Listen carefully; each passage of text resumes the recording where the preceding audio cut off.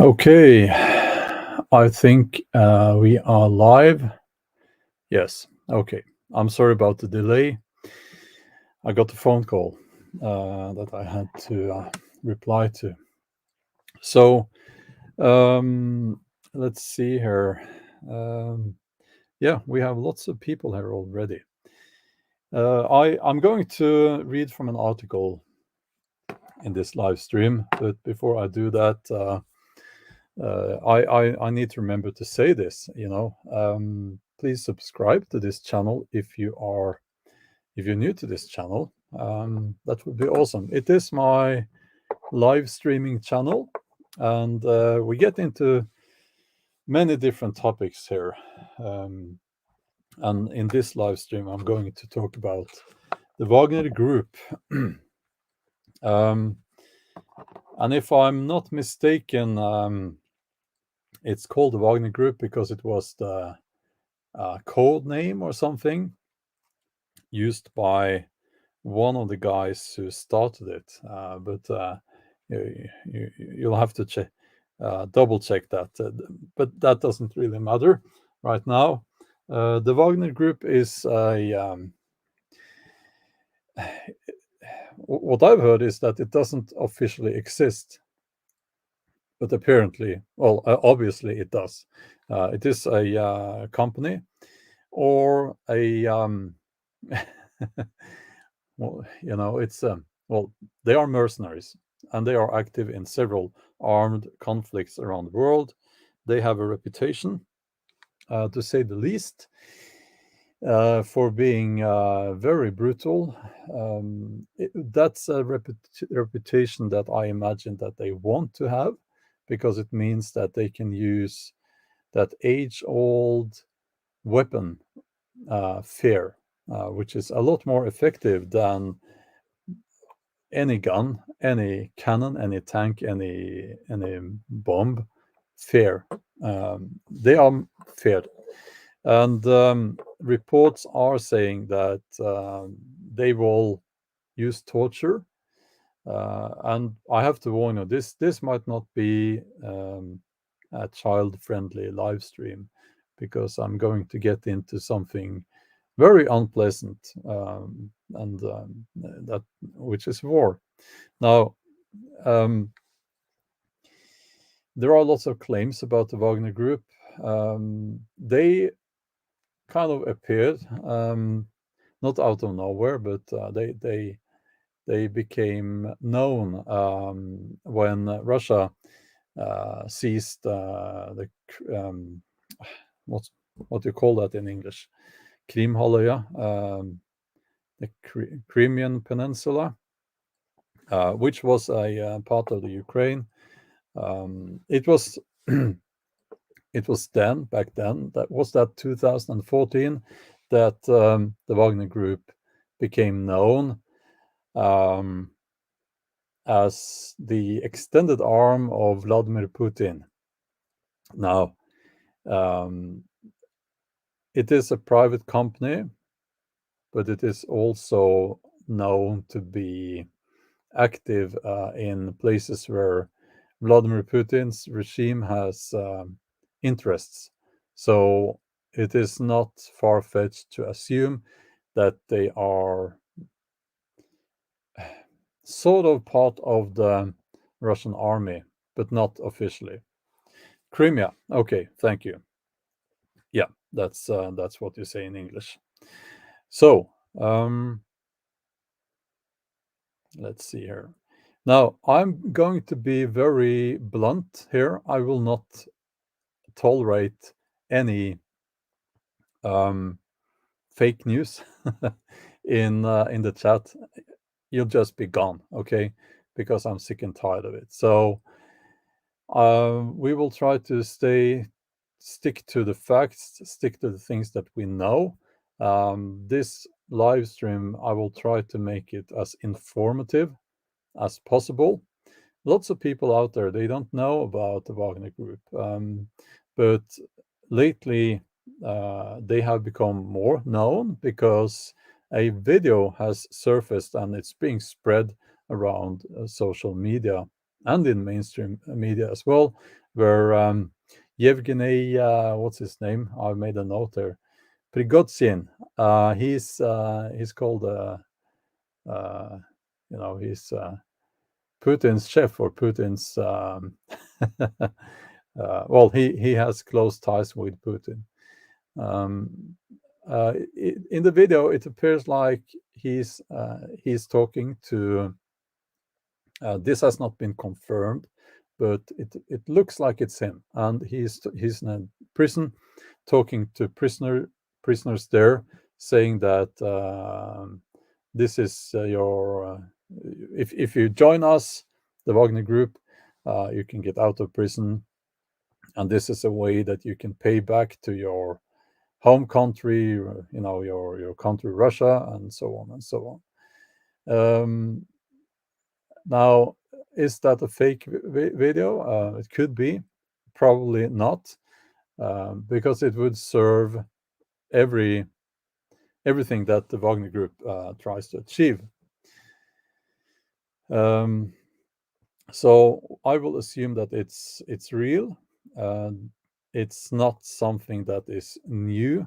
Doing that, it goes way back in history, using prisoners, saying that if you fight for us, you will gain freedom, and so on and so on. The Vikings did it.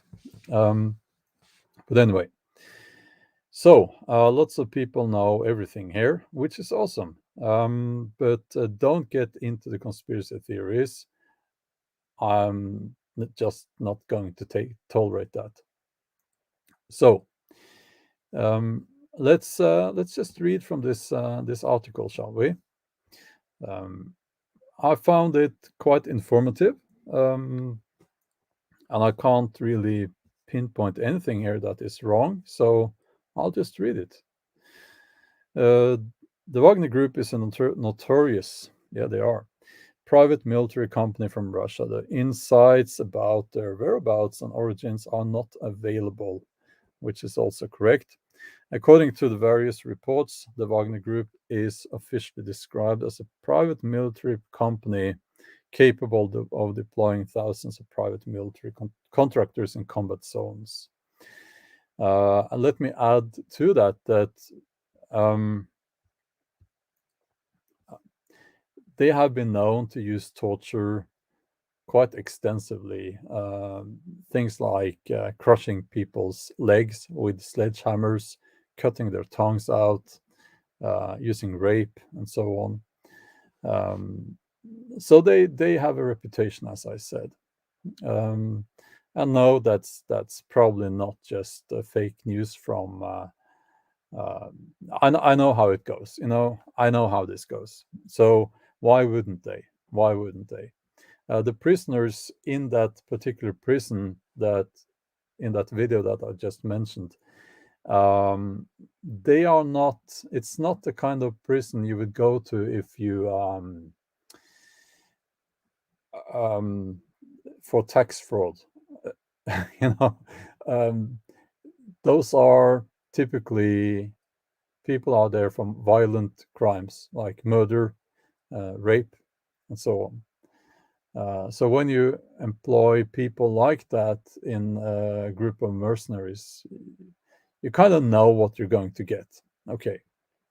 So the Wagner Group was a relatively unknown company in private military contractors. They appeared on the public scene in 2014 after they supported pro-Russian rebels in Ukraine's armed conflict. That was an introduction in Russia's annexation of Crimea. That's that word, yes, where they played a significant role. Since then, more information started surfacing. Now they are described as a kind of unofficial pro-Russian military force. Their operators were located in Syria, Libya, Venezuela, Sudan, and the Central African Republic.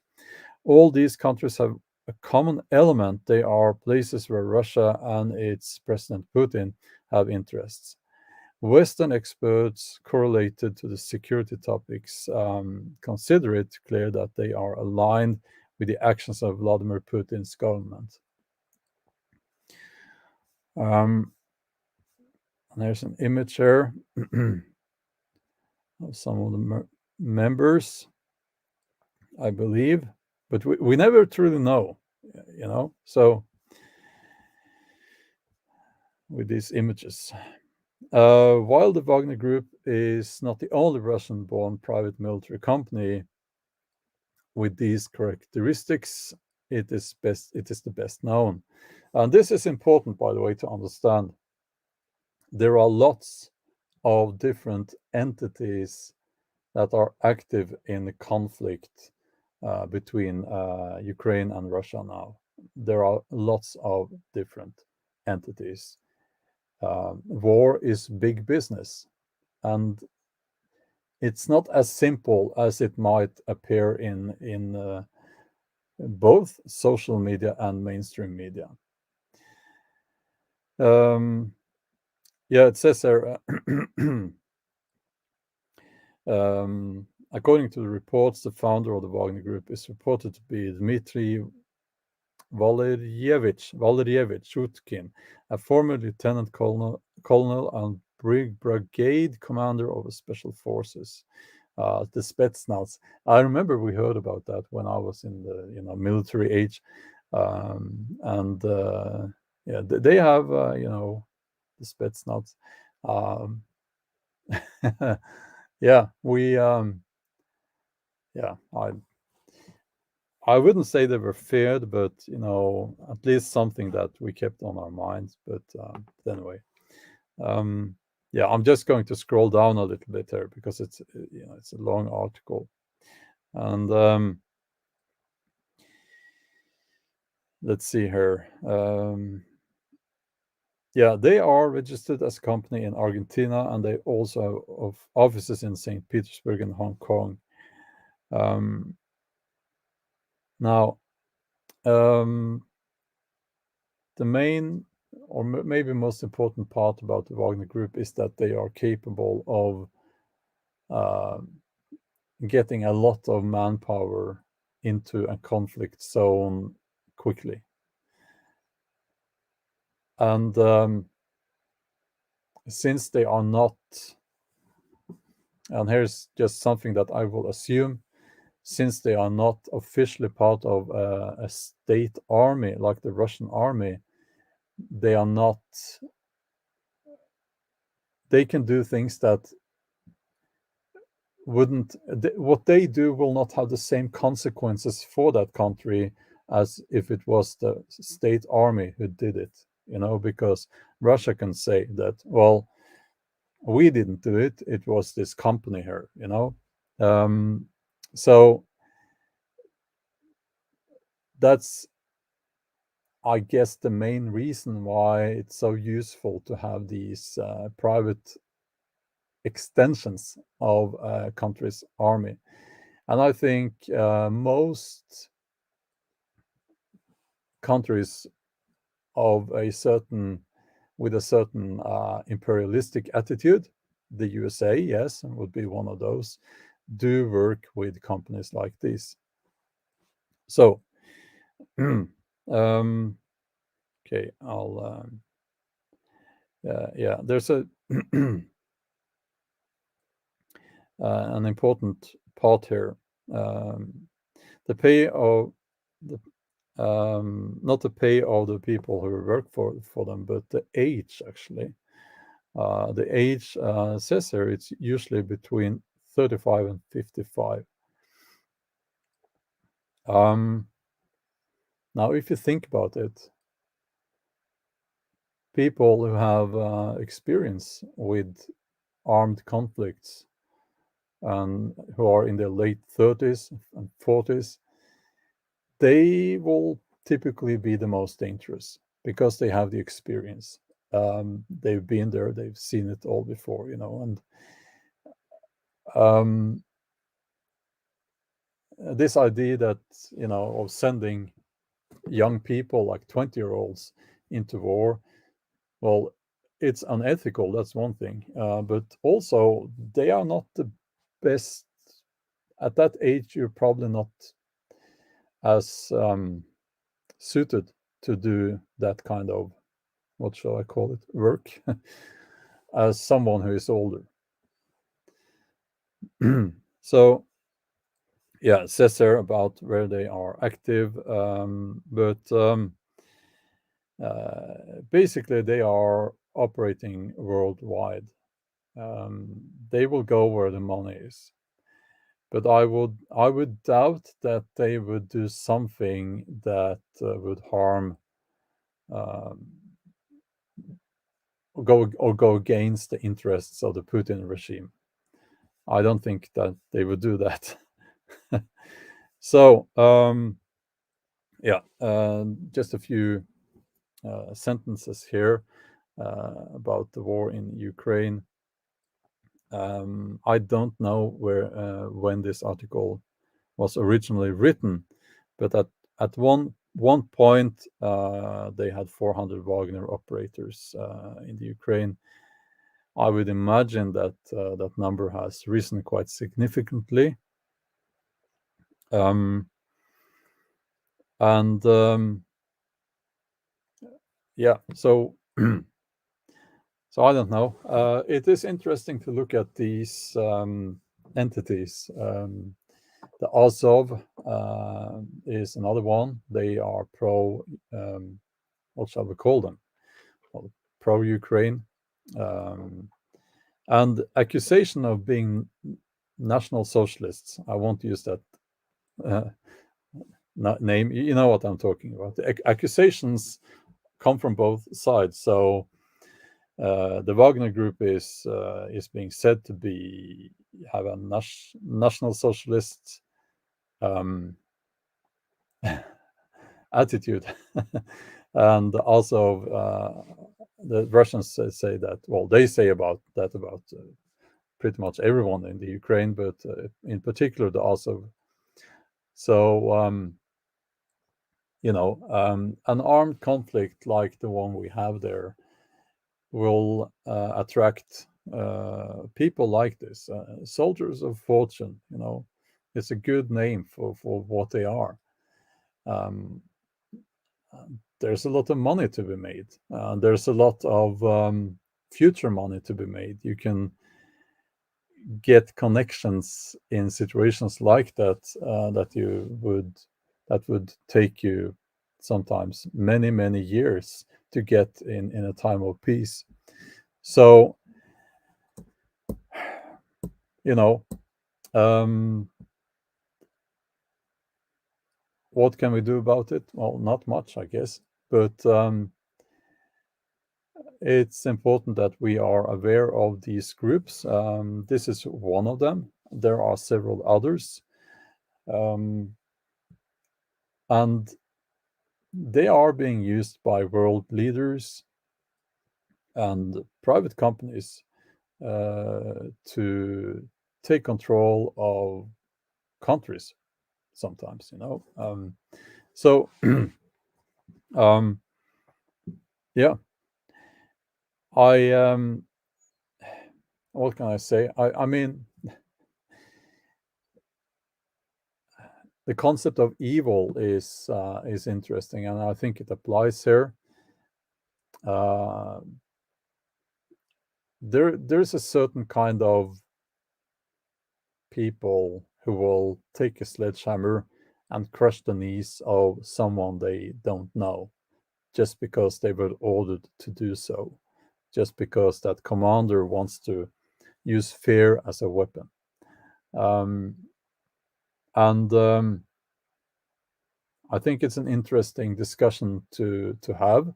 What makes people become so? What makes people do that? You know, there certainly are evil people in the world, but then again, evil is not a good. It's not really, you know, a psychologist wouldn't use that to describe a person. You could say that, well, they are sociopaths. Well, but I guess that's a discussion for a different live stream or video, I guess. Um, so let's take a look at the live stream here. If you really want the chat, I mean, if you really want me to see your comment, just give me a. You can consider giving me a super chat. Let's see.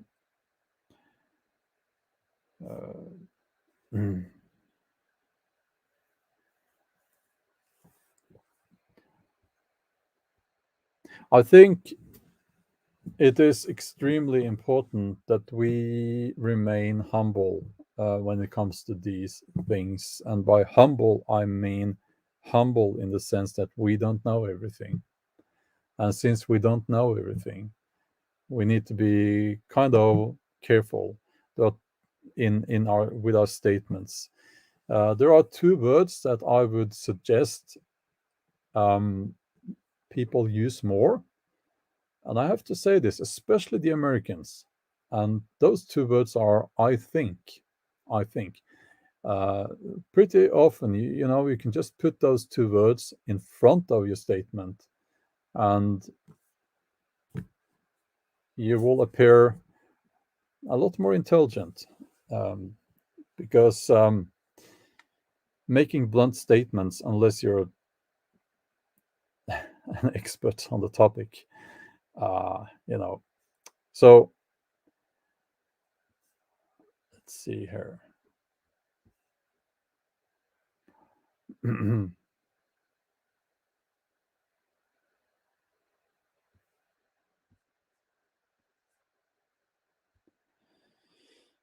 Um,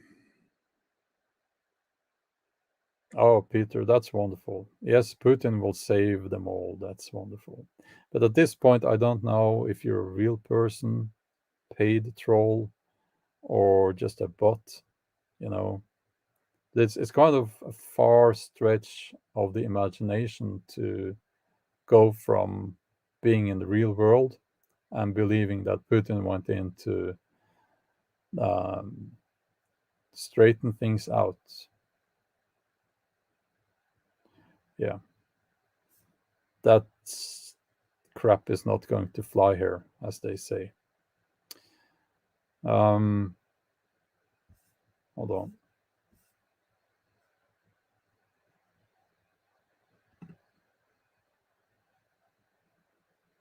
You know, it's just a bit sad.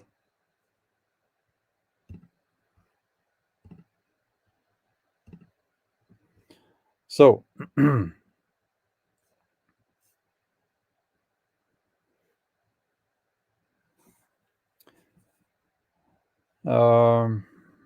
I'll just have a look here. Well, you see, when I talk about the conflict in the Ukraine and when I talk about Russia, two things happen, and it makes me annoyed, to be honest with you. I get a lot of armchair experts in the chat. You know, oh, I mean, I can't see why we have problems in the world at all. We can just let those guys decide because apparently they know everything. And another thing is that I get this thing where this idea is being promoted here that Putin is the savior. Um, by now, if you're a real person writing that, if you're a real person saying that, by now you either are sleeping, you're not doing your homework, or you're just plain stupid.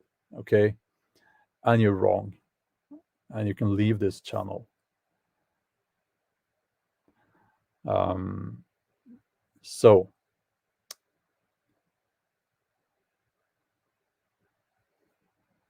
I don't know what's happening, you know, but let's see here. I'm just going to get kick some people off the channel. Uh, if they no, I think we're good actually. I think it was only one guy.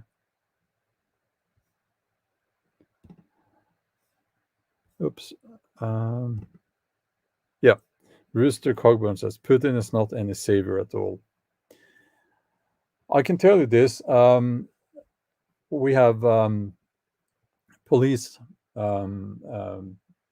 investigators.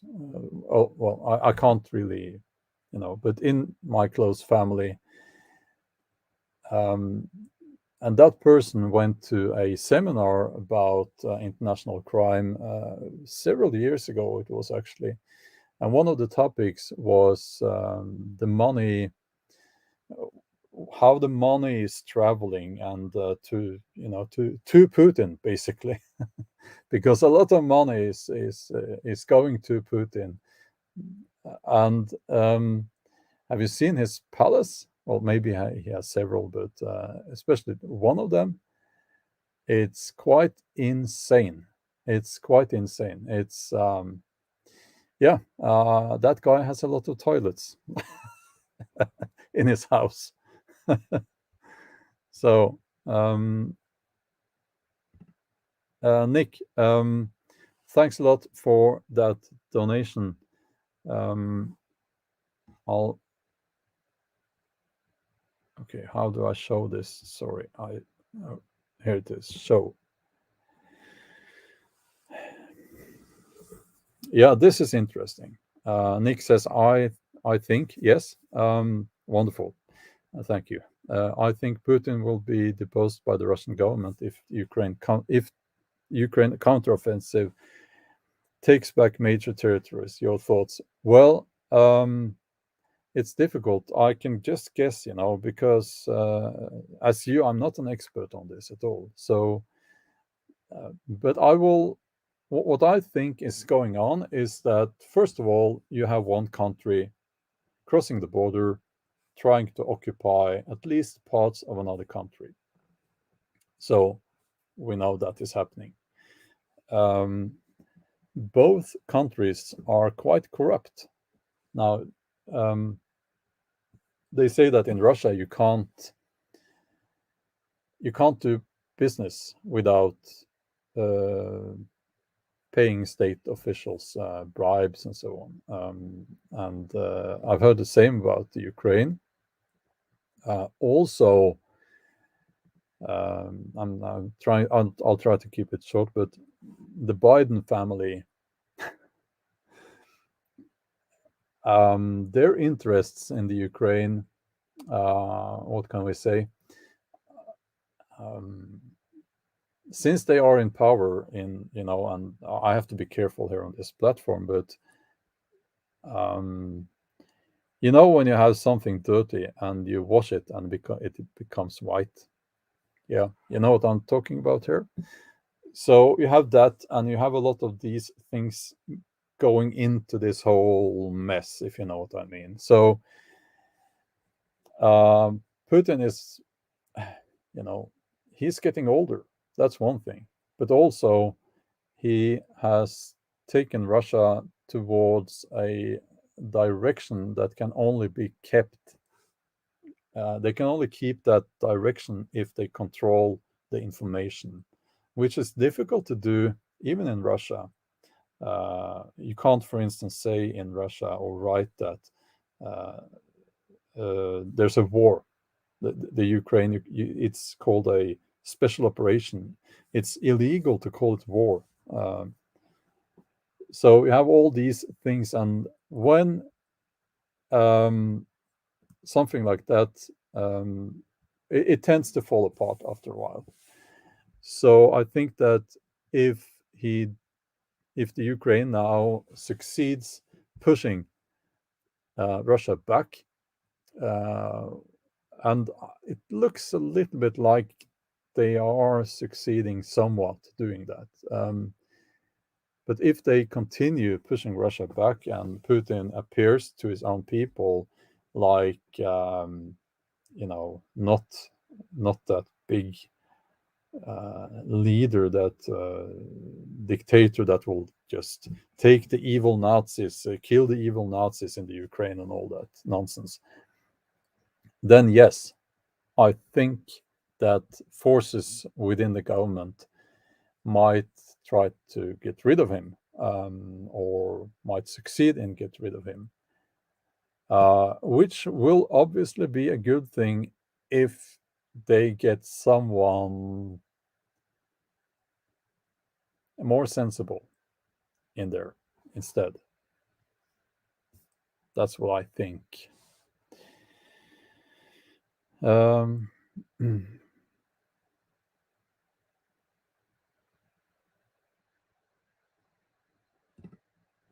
yeah, Audun Godan says, to be honest, the Ivans, well, the Russians I worked with were some of the most respectable ones as of my own country and our allies.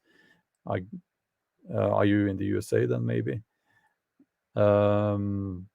Pull some of the worst stuff. They said Russia is a mess politically. Yeah, that's the big tragedy.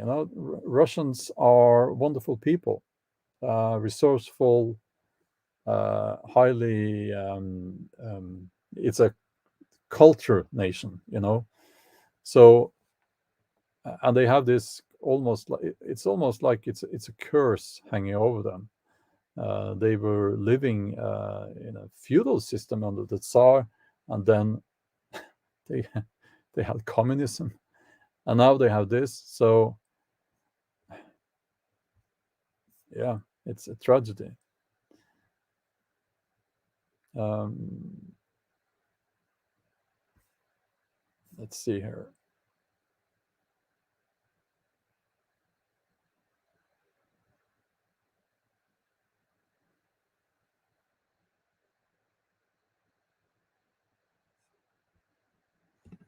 Yeah, well, Audun, that's interesting. Is there someone above Putin? Does Putin have a boss?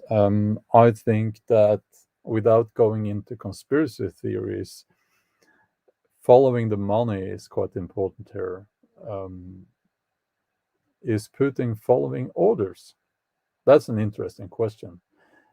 I think I think Putin has a lot of power, but I personally don't think he has a boss telling him what to do. But I think that he has a lot of people around him that, and again, I don't know these things, obviously, but I do think that he has a lot of people around him um, that are expecting him to move Russia towards a certain goal. And it looks like they have, yeah, taking the Ukraine is part of that goal, long-term goal. And now that they are not succeeding, then you know who knows what will happen. You know, um,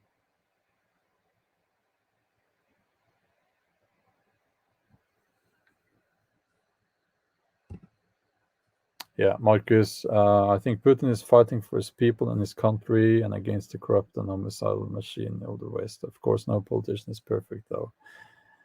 I can tell you, we do know a few things about Putin. He's a very greedy man.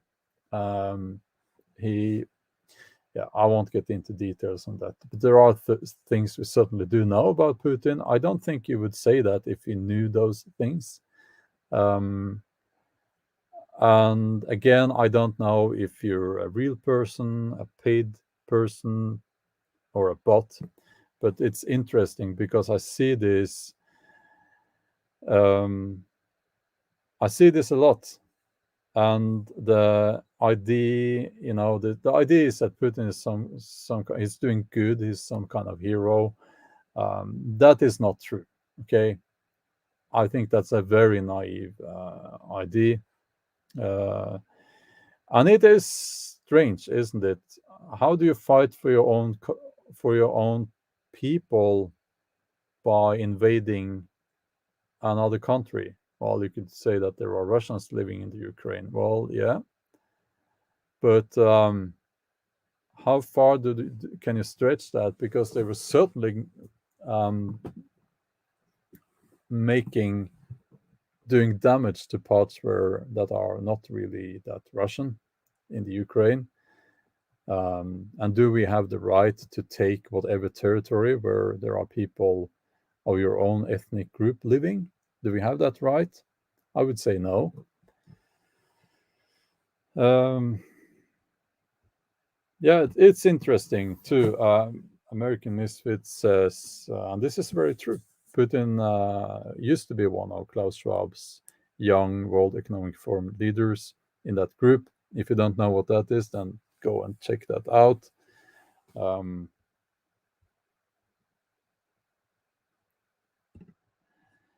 Jason says, in my opinion, Putin has people he works with that can make his life more or less difficult. Um,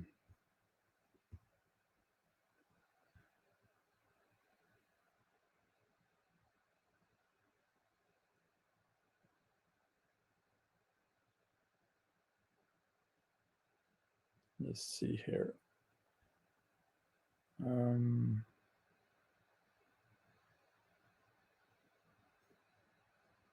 Again, Enrico says this thing about Klaus being one of world, world, being closely associated with the World Economic Forum, which is true. Um, and then I think it's healthy to entertain ideas and theories as long as we don't say that we know this. We can entertain ideas. As you say here, it wouldn't surprise me if the whole thing is planned. Well, planned by, you mean maybe by, people outside of Russia? Personally, I don't think so. Um, but then again, we should be open to these ideas. Uh, let's see here.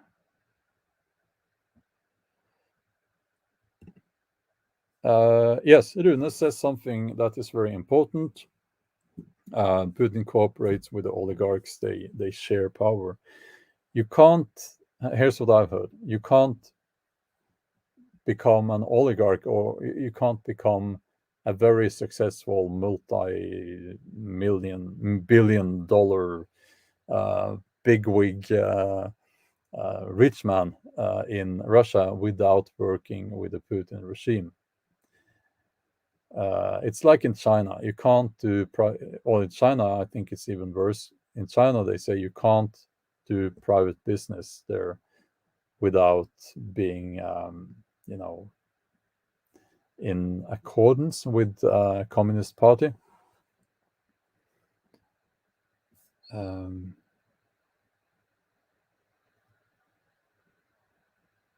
let's see here. Yeah, and also this idea that you know there are a few things that I think we can say that we know because the evidence certainly points in that direction.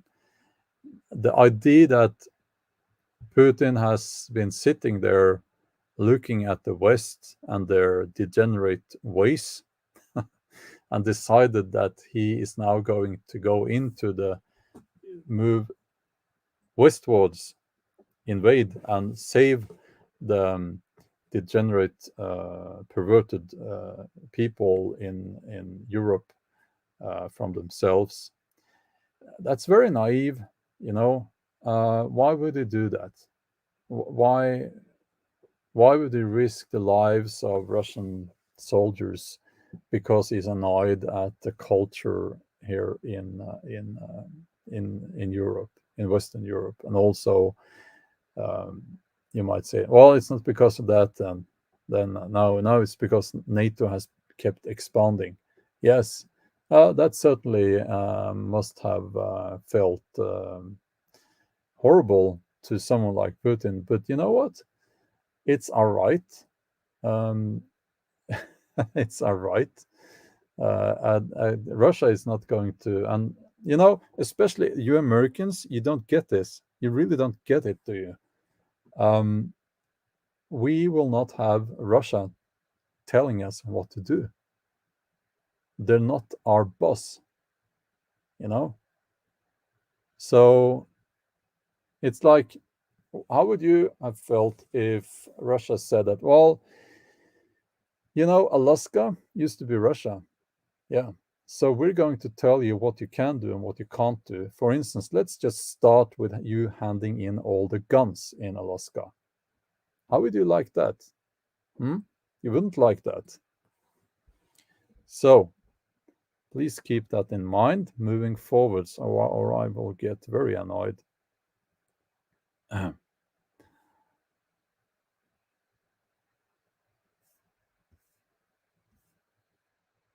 Let's see here.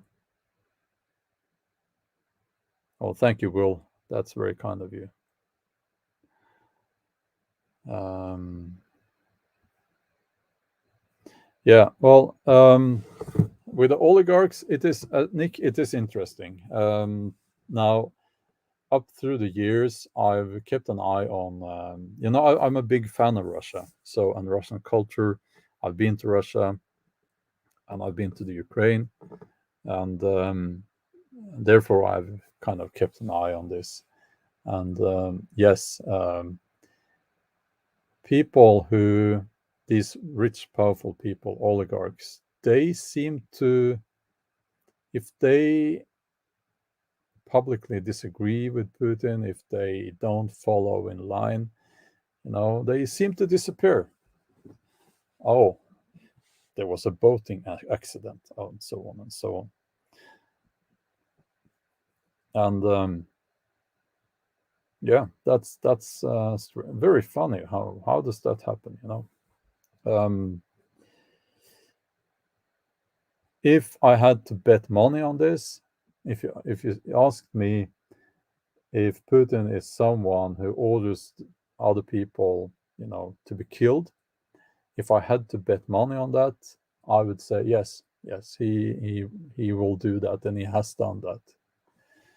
I don't know, but if I had to bet 10,000 kroner or $1,000, yes.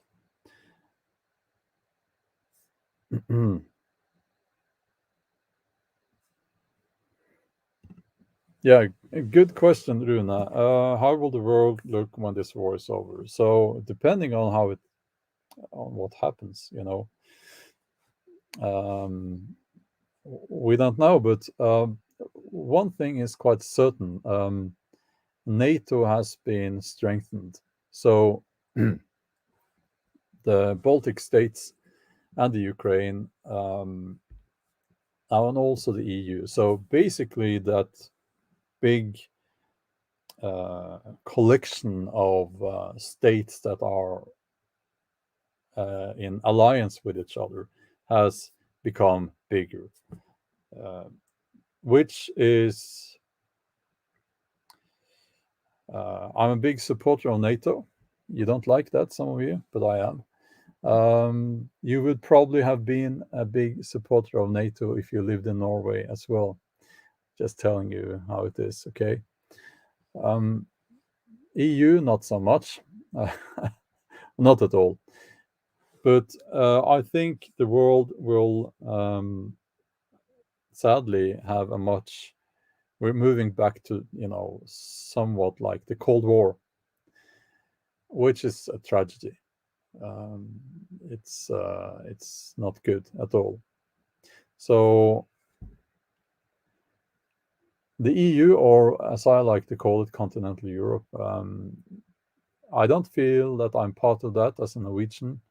We're not part of the EU, but we are part of of NATO, um, and we have been for decades.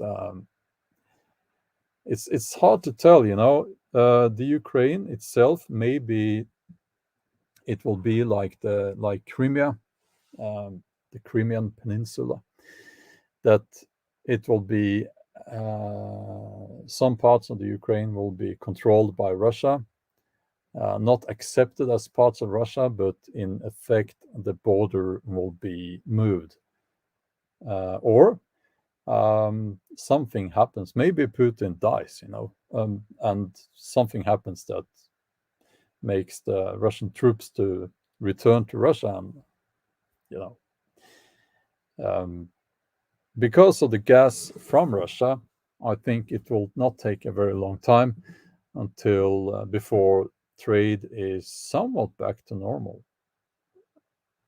Just guessing. Not many years. That's what I would say.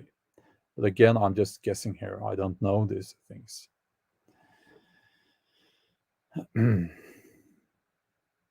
So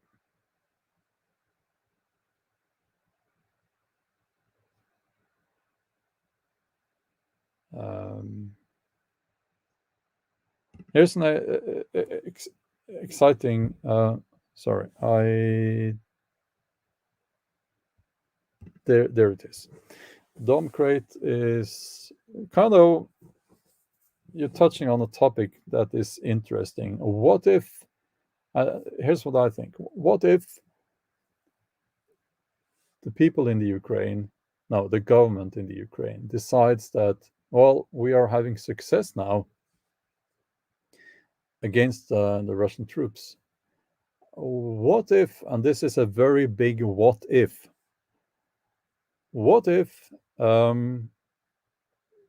we just keep pushing them back? And what if we take a part of Russia? What if we expand the Ukraine? You know, do I think that will happen? No. But then, if that happened, then what would be the reaction from the international community? You know, because that would clearly be occupation of another country's territory. So would the condemnation be the same as it is now towards Russia? You know,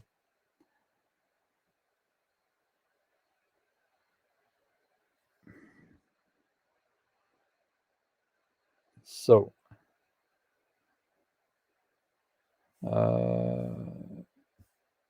okay.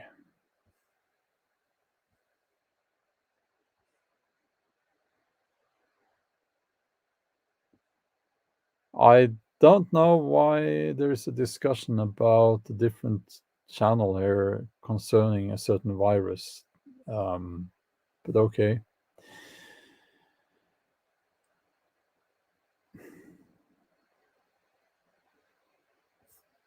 So, okay, you know what? I'm kind of busy actually. I'm going to, I'm building a longbow, and I hope to finish that longbow today.